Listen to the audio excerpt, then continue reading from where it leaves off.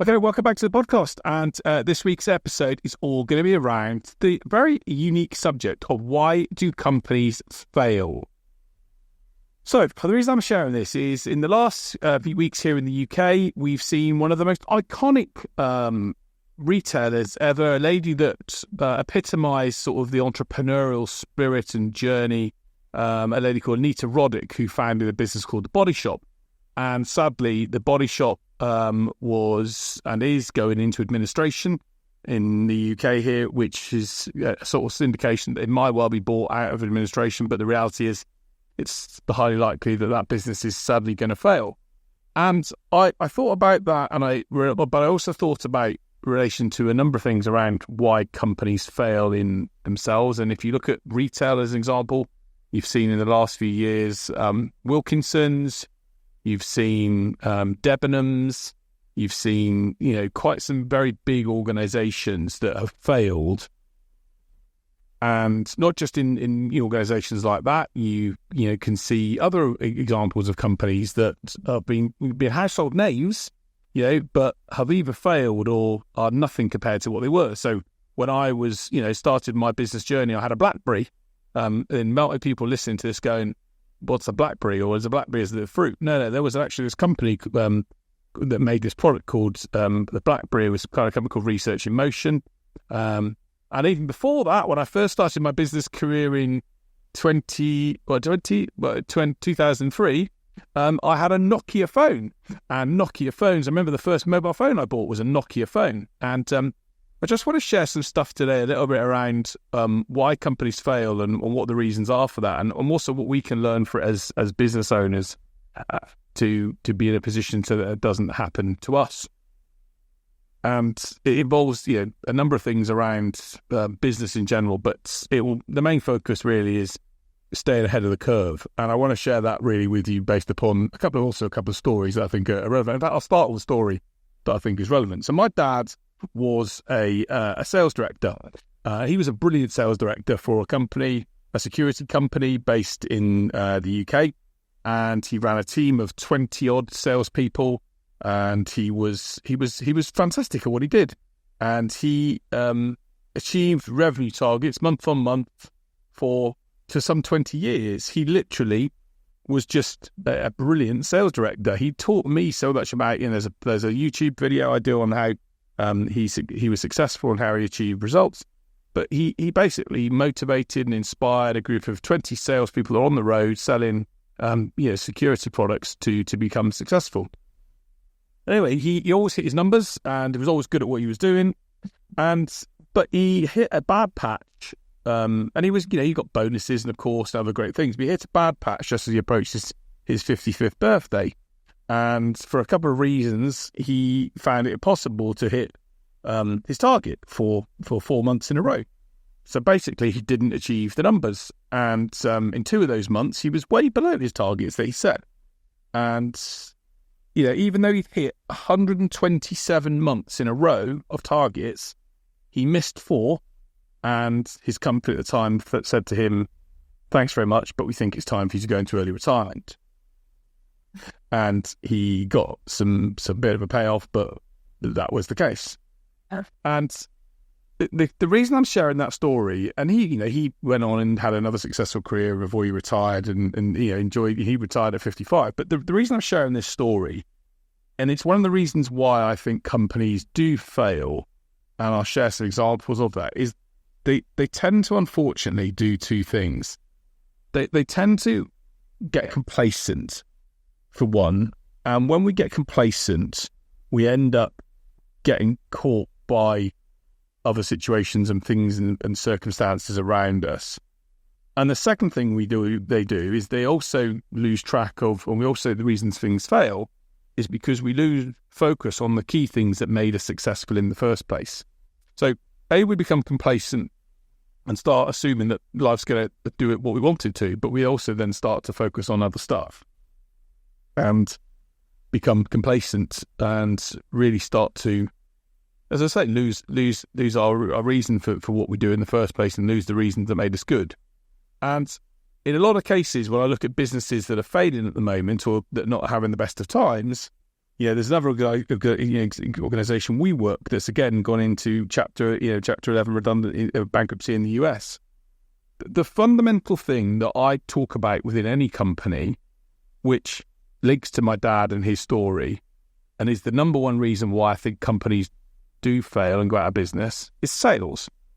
And it's the reason why I love what I do as a sales mentor, and it's the reason why I'm passionate about helping companies grow and achieve things, because my message to companies is always one clear thing, and that's if sales are coming in, and obviously we assume that the sales coming in at a rate that's, and that maybe we'll come on to that as point two, but if the sales are coming in, then you are in a good position as a business to at least be able to define your own destiny.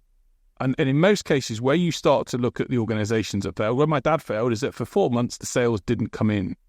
And the organizations that are failing are the organizations that aren't bringing sales in consistently. Now, obviously, when you get to a bigger size company, the sales will come from a multiple of areas. It will come from multiple channels. It will come from, whether it's direct or from retail or from wholesale. It'll come from a mixture of channels. And that's why having a sales lead or a chief sales officer or a chief revenue officer, I think, is the most important role that any company can have. Is if you do not continue to make the tills ring and the tills buzz, as I say, your business will struggle. And I know, sadly, of a couple of organizations recently who've been trying to grow, who've been, there's a consultant that came in and tried to put in place a structure to help them grow, and they added lots of cost to the business, but they didn't grow their revenue at the same time. And because the revenue didn't grow alongside the cost base, eventually, when the revenue still stayed the same, the senior people who were involved in making the decision said, no, we don't want this, and made lots of cuts. So actually, if you don't grow your revenue, not only grow your business and have that hunger for sales and to drive new business on a constant basis, then I think you are potentially running the risk of being the next Bodyshop stroke Blockbuster, will be the next, Wilkinson, or to be the next Nokia or BlackBerry, because ultimately we have to drive sales of what we do, and we have to build pent-up latent demand for our services, and then be in a position where we supply that demand. And the job of good business owners and the job of good CEOs is to make sure that there is more people that want to do business with you than you have capacity for. And if you do that, you will create demand, and you will create an excess of demand over supply, which ultimately enables you to maintain prices and deliver a quality of what you do. And if you look at some of the best watches, Rolex watches, they have more people that want to buy a brand new Rolex than they have capacity to supply that, which means that the sales keep coming in because we all want things that we can't have. So the first point to me around why businesses are failing is a lack of sales and a lack of consistent sales. As you get bigger in through an organization, so you understand that the ones and twos that might come in or the ones and twos of bits of business that come in while you're smaller, you have to ensure consistency. And you ensure consistency by building sales engines and sales teams and sales structures that ensure that over a period of time, the good work happens, and that you can cope with then the odd day here and there because you've got a consistent engine to run and drive business. And that's by putting in place activities that generate leads, by having the right processes and people in place to follow up on leads, to be able to ensure they're trained and well enough to close on the leads you've got. That engine sort of becomes paramount. And if you don't have that engine or that element in place, and in the retail world, that's the people in shops. If you haven't got people with the skills and the energy and the drive to drive sales and make sales happen, then you will struggle. And I give an example of I gave an example of a retailer that's not doing particularly well recently in the UK, but I'll give an example of a retailer that is doing well. My wife works for a leading clothes manufacturer based in Somerset. They make fantastic country jackets. That's all I'll say. And they are brilliant what they do. And her and her team, or the team that she works with, have a daily target that they are expected to hit at the shop. And they have a daily target and a weekly target and a monthly target.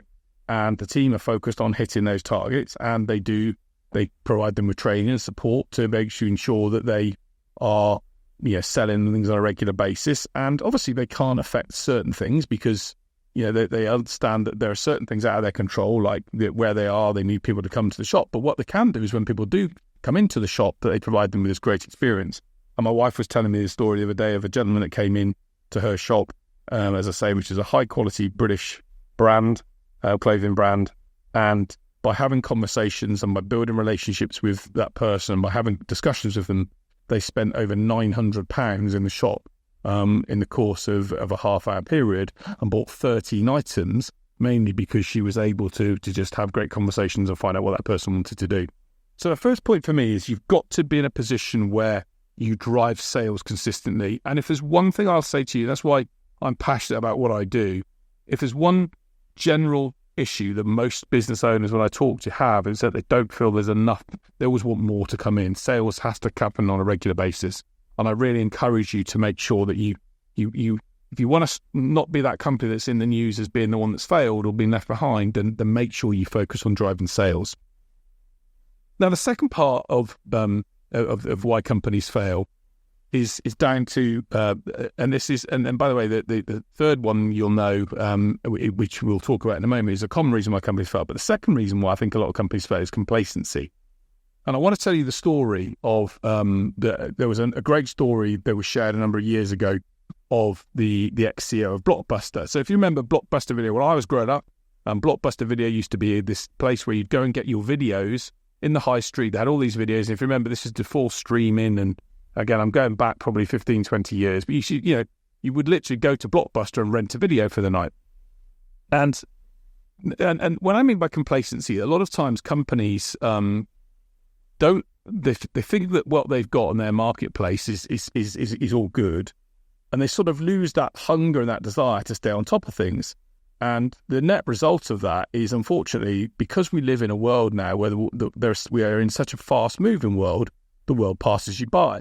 There's this great story of Blockbuster. And so when Netflix, which we all now know is this multi-billion-dollar company in the US, when Netflix was really small, Reed Hastings, the CEO of Netflix, actually got on a plane and went to see a guy called John Antuccio, who was the ex-CEO of Blockbuster. And at the time, John Antuccio was the chief executive and chairman of this, $10 billion company, massive company. And Reed Hastings, Netflix's revenues were tiny. I think someone said it was like 50 million, or not even that. They'd had some funding, but they were really small. And Reed Hastings went to John Antuccio and said, the world's going to change. People are going to move away from being in a position where they are going to the high street to get a video. They're going to do things online. The internet's going to change things, and we're going to become the equivalent of you online. But I'd rather work in partnership with you, so that I'll be your brand online and you be my brand offline. So basically, you be the Netflix brand offline.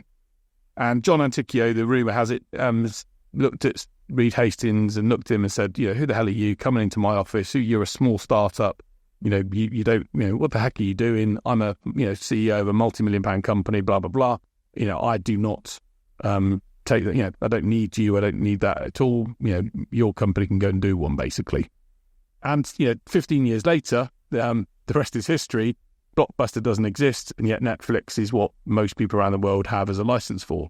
So I guess, that complacency and that element with companies that we think will stay the same thing is part of the problem. And I remember, BlackBerry didn't take Steve Jobs seriously when they talked about creating a new device that would sort of link for, we had the Sony iPod, the Apple iPod, but when Steve Jobs was talking to BlackBerry about creating a phone that did the same thing, that they were literally, no, we don't think that will work. This won't work for corporates. Corporates will never use iPhones. And lo and behold, now if you find someone that uses a BlackBerry right now, please do let me know, because I don't know anyone anymore. Most people are using either an Android phone or an Apple phone, and the world has changed. So I guess the key thing for me, point number 2 around complacency, is building your business or building your your company, and make sure that the leaders in your company have got this obsession by understanding what's going on in your marketplace. What are your buyer's biggest challenges? What frustrations does your buyer have with the marketplace that you operate within? What are they? What does your buyer think is an impossible issue to solve, and what stops the buyer from doing more business with you?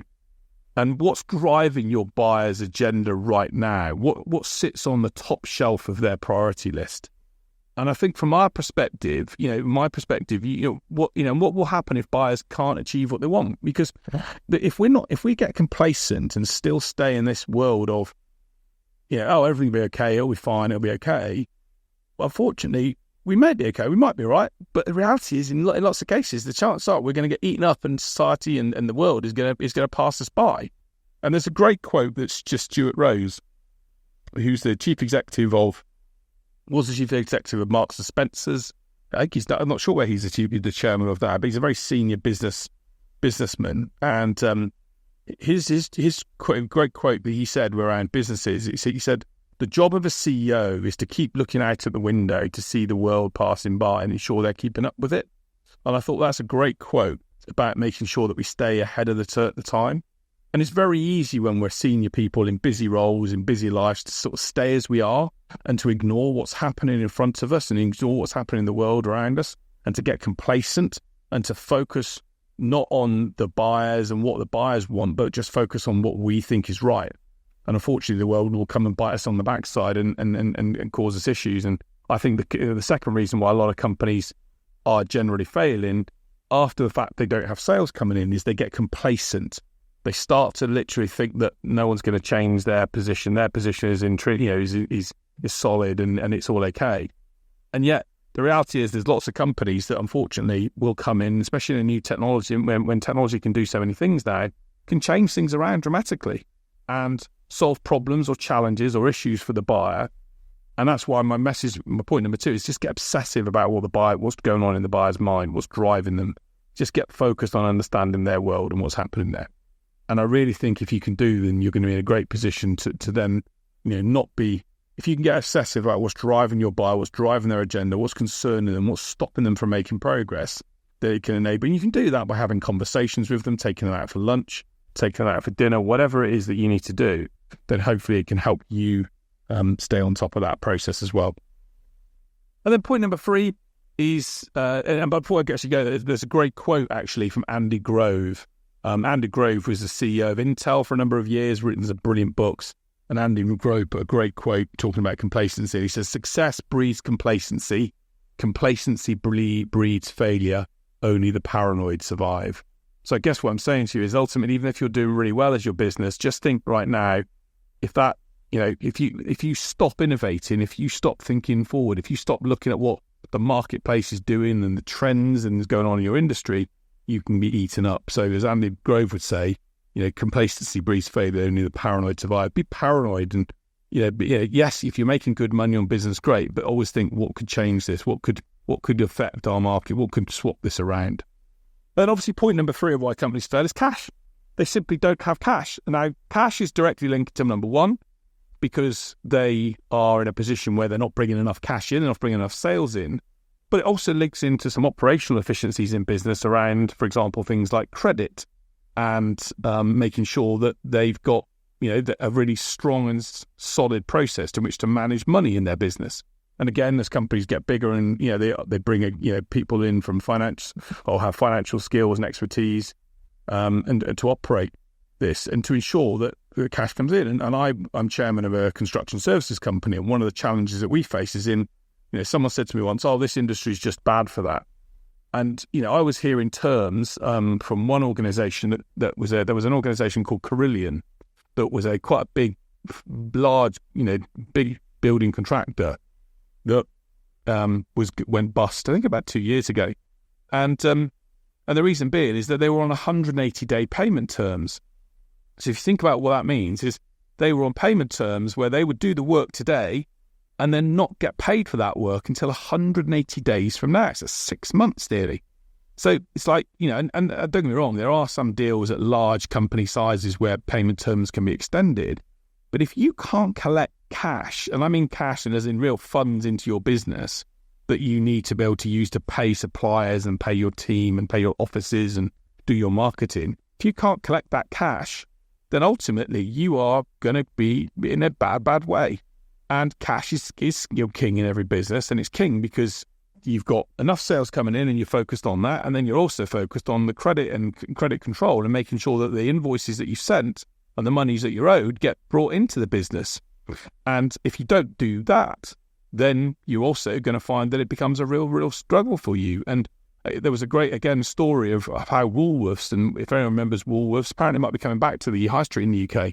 Woolworths, a number of years ago, they lost their business because the business went under because people used to go into Woolworths and buy CDs and records, and basically the company hid one of their suppliers hid that they were facing some difficult times, and so instead of giving them 30 days payment terms, which is pretty standard, maybe 14 or 30-day payment terms, they said, we can supply you these CDs and these items, but we want cash straight away because we think you've got money worries. And that then caused their cash, because that was a large portion of their business, to be focused, whereas they were used to having 30-day terms, they were having to pay up front, and that then caused an effect elsewhere, which in the end meant they couldn't pay other suppliers, which then created other problems, and before you know it, the whole thing went to shit. So collecting cash and putting the right procedures in place is vital for that. And what are the methods that you can do for that? Check the credit safe worth. If you're in a sales role or in a business role, check the credit worthiness of your client you're working with. There are some tools now that will check the company and check the details of that before you, or be in a position where you ask for payment up front, for example, or payment in advance. So in my software business that I ran, we used to make sure that people paid in advance. They were using the software. We didn't say to them, you can give us money at the end of the month for using the software. No, it's like, if you want to use our software, you pay now. And they paid on that basis. Or people will pay, we're literally 50%, on one time, and then the other 50% after that. So just be able to make sure that you are good at getting the cash in and manage your numbers effectively. The businesses that I'm involved with, one of the key things I talk about a lot is how do we manage our numbers? How do we look at what our forecast is for sales, what our cost base is, and what we've spent, what are our budgets to do things, so we can then look at the end of each month, let's look at our numbers. What happened? What was our P&L for the month? Did we make money? In which case, great. If so, where were our costs higher than planned? And we are all over, and I'm all over those numbers to make sure that we don't walk into a problem later down the line. And that tends to happen when we unfortunately take our eye off the ball, when we get complacent, when we assume things are happening, and then things go awry from there. So there's my podcast there on the 3 reasons why businesses and fail. And as I mentioned at the start, my dad, it's about bringing sales in. You have to bring sales in. If you're in a sales role now and you're successful, great. But don't think for 1 minute, just because you're successful now, that means you're guaranteed a job forever. In my dad's case, he was successful for months in a row. And yet when he had a bit of a bad time, they saw, the company saw it as a time to let him go. So continue to bring the sales in, continue to make the tills ring. It's critical. Point number 2 is don't be complacent. Complacency breeds failure. And, as Andy Grove said, be paranoid. Continue to look ahead and see what the market is doing. Just have that consistent desire. I always say, if you're not going forwards, you're going backwards. So be in a position where you continually stay ahead of the curve. And then point 3 is be good at collecting the money that you have some policies, have some structures in place that can protect you and the business, employ people that can come in and that can make sure you collect money. And if you put those 3 things together, you're going to hopefully be in a position to be successful over the course of the next few years in whatever your business is doing. So I hope that podcast is helpful and give you some insights as to why I think companies are failing. Those 3 things: sales, complacency, and cash collection are the key things. But let me know, what are the other things that you've noticed and you've seen in companies that you work with? I'd be intrigued to know what you think is the things, that reason why companies fail. Look, I think there are obviously nuances and other reasons as to why certain things happen at certain points. But I think the points that I've shared here are certainly the key things that most people that run businesses would say, you've got to make sure those things happen to keep you in a great position and to do what you need to do and stay alive. So as I always do, I finish the podcast on an inspirational story. So I wanted to share a story today of a guy called Lewis Pugh.